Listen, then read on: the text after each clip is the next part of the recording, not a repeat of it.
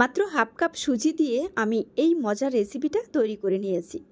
এই রেসিপিটা দেখতে যতটা সুন্দর, খেতেও কিন্তু দারুণ মজার।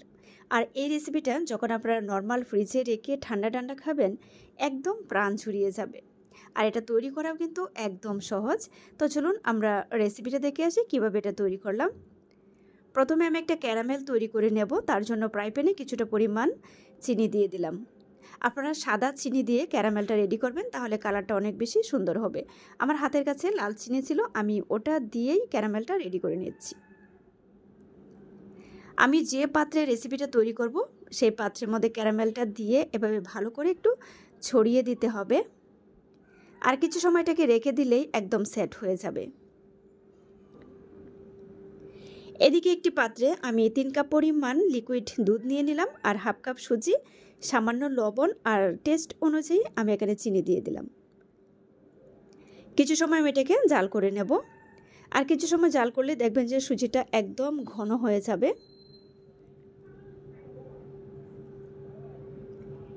এদিকে একটি বাটির মধ্যে আমি 3 চামচ পরিমাণ কাস্টার্ড পাউডার নিয়ে নিচ্ছি।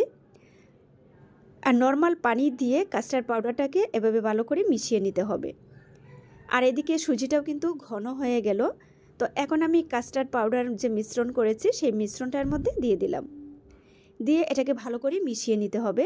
আর দেখতেই পাচ্ছেন কালারটাও কিন্তু বেশ সুন্দর দেখা যাচ্ছে। এখন আমি এটাকে নামিয়ে যে পাত্রে আমি ক্যারামেলটা রেডি করেছি সেই পাত্রে দিয়ে দেব।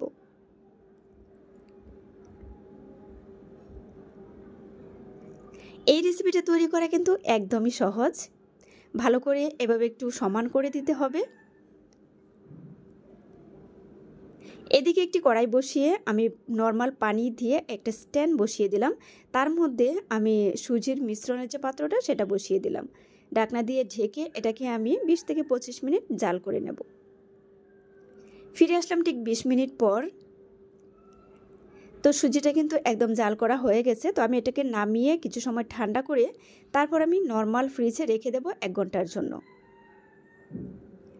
তো নর্মাল ফ্রিজ থেকে নামিয়ে এখন আমি পাশে একটা ছুরি দিয়ে একটু ছাড়িয়ে নিচ্ছি। আমি এটাকে ডিমোল্ড করব। কত সহজে আমি সুজি দিয়ে এই রেসিপিটা তৈরি করে নিলাম।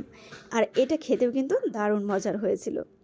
আলহামদুলিল্লাহ, আমাদের কিন্তু সুজির পুডিংটা রেডি হয়ে গেল। এখন কেটে নিলেই হবে। এটা কিন্তু একটু আঠালো আঠালো, তবে এটা ভেঙেও যাবে না বা ছিঁড়েও যাবে না। আপনি আপনার পছন্দ মতো কেটে নিতে পারেন। ঠান্ডা ঠান্ডা যখন আপনি এই রেসিপিটা খাবেন, একদম প্রাণ জুড়িয়ে যাবে। অবশ্যই বাসায় ট্রাই করবেন। আর আমার রেসিপি ভালো লাগলে সবাই পাশে থেকে সাপোর্ট করবেন, তবে বাসায় কিন্তু অবশ্যই তৈরি করবেন। তবে ভিউয়ার্স, আজ বিদায় নিচ্ছি। সবাই ভালো থাকবেন। আল্লাহ হাফিজ।